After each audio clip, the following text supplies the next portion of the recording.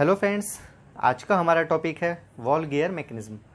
आज हम ये समझेंगे कि वॉल्व गियर मैकेनिज्म क्या होता है, ये कैसे ऑपरेट होता है और इसके कौन कौन से कंपोनेंट होते हैं जो इसके ऑपरेशन में इसकी हेल्प करते हैं।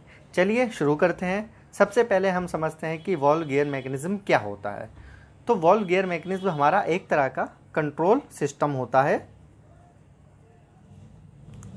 यह कंट्रोल सिस्टम क्या करता है?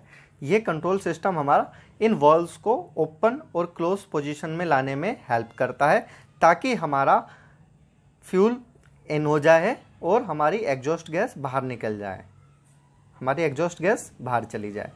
इनको हेल्प करता है हमारा कंट्रोल सिस्टम और इसी सिस्टम को हम वॉल्व गियर मैकेनिज्म कहते हैं। जैसा कि आप सबको पता होगा, पेट्रोल इंजन के अंदर हमारी फ्यूल और एयर कार्बोरेटर की सहायता से इंजन में सप्लाई की जाती है और डीजल के केस के अंदर हमारा केवल फ्रेश एयर एंटर की जाती है कंबशन चैम्बर में। मगर देखिए, ये वॉल्व गियर मैकेनिज्म हमारा केवल 4 स्ट्रोक पे काम करता है, 4 स्ट्रोक इंजन पर। यह हमारा 2 स्ट्रोक इंजन पे वर्क नहीं करता।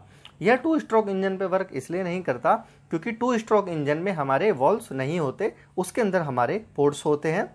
यह पोर्ट्स हमारे मूविंग पिस्टन के थ्रू ही ओपन और क्लोज पोजीशन को अटेंड करते हैं, इसलिए यह केवल 4 स्ट्रोक के लिए एप्लीकेबल होता है। चलिए अब हम इसके थोड़े मैकेनिज्म को समझते हैं कि मैकेनिज्म कैसे काम करता है। देखिए, यह आपका एक डायग्राम है कंट्रोल वॉल्व गियर मैकेनिज्म का। यह हमारी केम शाफ्ट है। यह केम शाफ्ट हमारी केम क्रैंक शाफ्ट के थ्रू ड्राइव लेती है और यह हमारे टाइमिंग बेल्ट की सहायता से वर्क करती है।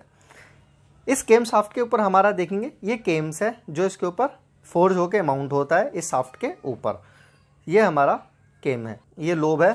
इसका मेन फंक्शन हमारा इस टैपेट को अप और डाउन मोशन प्रोवाइड करना होता है। यह टैपेट हमारा पुश रोड से कनेक्ट होता है।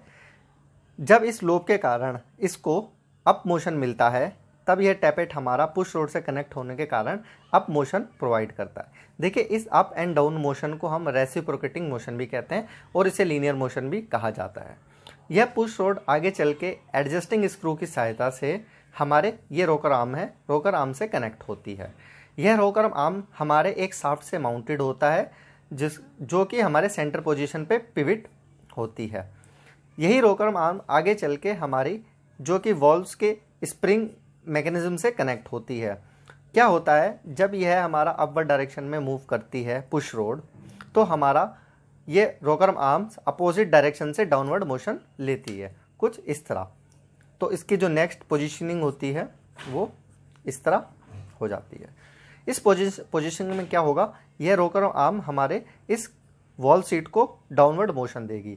अब यह डाउनवर्ड मोशन लेने के कारण ये जो स्प्रिंग है इनके अंदर हमारी कंप्रेशन हो जाती है और यह देखेंगे ये कंप्रेशन हमारे इस वॉल्व को नीचे की तरफ धकेल देती है। जो इसका मैं आपको डॉटेड से नेक्स्ट पोजीशन बता रहा हूँ, ये मेरी नेक्स्ट पोजीशन हो जाती है और यह मेरा यहाँ पे फ्यूल जो है इसके थ्रू यहाँ से इन कर जाता है कंबशन चैम्बर के अंदर। ये मेरा कंबशन चैम्बर है और आफ्टर जब ये हमारा लोब अपना 180 डिग्री कंप्लीट कर लेता है, उसके बाद यह अपोजिट डायरेक्शन में मूव होता है, यानी कि यह स्प्रिंग के अंदर टेंशन भी है और यह वापस अपनी पोजीशन को गेन करता है। इसके कारण यह वापस अपनी पोजीशनिंग में चला जाता है, जो कि ये मैंने डार्क से शो की है। इस तरह हमारा वॉल्व का जो गियर है मैकेनिज्म है वो वर्क करता है और यही मैकेनिज्म हमारा इनलेट और आउटलेट वॉल्व को करेक्ट टाइमिंग पे ओपन और क्लोज के लिए रिस्पॉन्सिबल है। अब हम इसके कंपोनेंट को समझते हैं कि इसके कौन कौन से कंपोनेंट होते हैं। देखिए, इसके अंदर हमारा सबसे पहले वॉल्व से स्टार्ट करते हैं। ये मेरा वॉल्व है। वॉल्व एक सीट पे पोजीशनिंग है, इसे हम वॉल्व सीट कहते हैं। उसके बाद ये मेरा प्रॉपर स्प्रिंग है तो इसे हम वॉल्व स्प्रिंग कहेंगे, ये भी इसका एक कंपोनेंट है।